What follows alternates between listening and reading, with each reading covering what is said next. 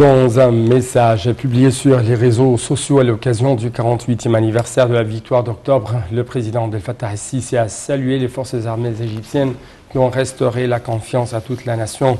El-Sisi a ajouté que par cette victoire, l'armée avait prouvé que les Égyptiens étaient capables de réaliser un acte militaire qui dépasse l'impossible. Le président a salué également les meilleurs martyrs de la guerre d'octobre et toute la génération de cette époque.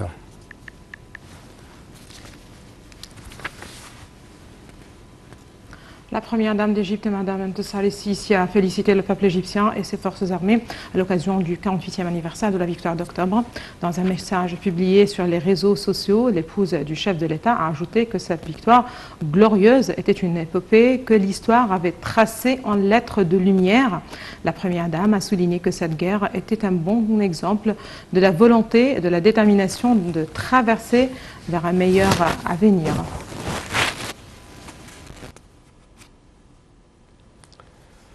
Toujours à l'occasion du 48e anniversaire de la glorieuse victoire d'octobre, le président Abdel Fattah el-Sisi a assisté au 34e colloque culturel des forces armées intitulé « Traverser vers le futur ».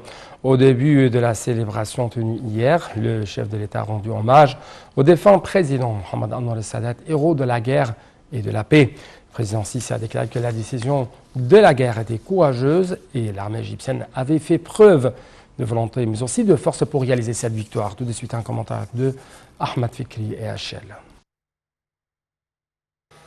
Le président Abdel Fattah el-Sisi a assisté au 34e colloque culturel des forces armées intitulé « Traverser vers le futur ». Ce colloque a eu lieu à l'occasion du 48e anniversaire de la glorieuse victoire d'octobre. Au début de la célébration, le chef de l'État a rendu hommage aux héros des forces armées qui ont réalisé la victoire glorieuse d'octobre. Le chef de l'État a également rendu hommage au défunt président Mohamed Anwar el-Sadat, héros de la guerre et de la paix. Selon lui, le traité de paix de Sadat est une capacité de lecture de l'avenir et une disposition à dépasser les idées reçues et les cultures préconnues qui régissent dans ce temps. Le président el-Sisi a déclaré que la décision de la guerre est courageuse et l'armée égyptienne a fait preuve de volonté et de force pour réaliser cette victoire. En ce qui concerne le développement, le président de la République a signalé que la réalisation des objectifs de développement durable avait revêtu une importance primordiale, surtout lors de cette phase décisive marquée par des défis mondiaux très difficiles. Il a également déclaré que l'initiative Vie décente, lancée récemment, allait de pair avec les objectifs du programme de développement durable, puisqu'elle occupe de la vie rurale égyptienne où vit la grande majorité des Égyptiens. En outre, le président el-Sisi a salué le général Abderrab Nabi Hafez, l'un des héros de la glorieuse guerre d'octobre, participant au colloque. Il a également salué le général Samir Farag, l'ancien directeur des affaires morales aux forces armées.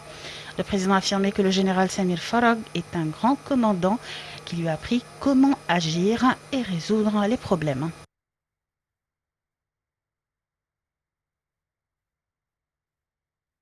Le Premier ministre Moustapha Madbouli a aspiré que la période à venir verra un accord pour fabriquer l'un des vaccins américains anti-coronavirus en Égypte pour bénéficier des grands potentiels des usines de Vaxera. Ceci est intervenu lors de sa rencontre avec le doyen des études supérieures de la faculté de médecine de l'université de Harvard et l'ambassadeur des États-Unis au Caire. Madbouli a remercié l'ambassadeur américain pour le don de vaccins de Pfizer et Moderna envoyés par l'administration américaine, ajoutant qu'il reflète l'amitié prolongée entre l'Égypte et les États-Unis.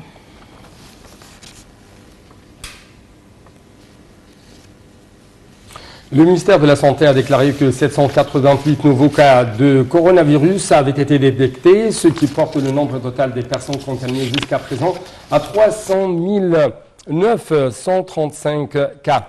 Le ministère de la Santé a également annoncé avoir répertorié 37 nouveaux décès, ce qui augmente le nombre total des victimes de Covid-19 à 17 545 personnes.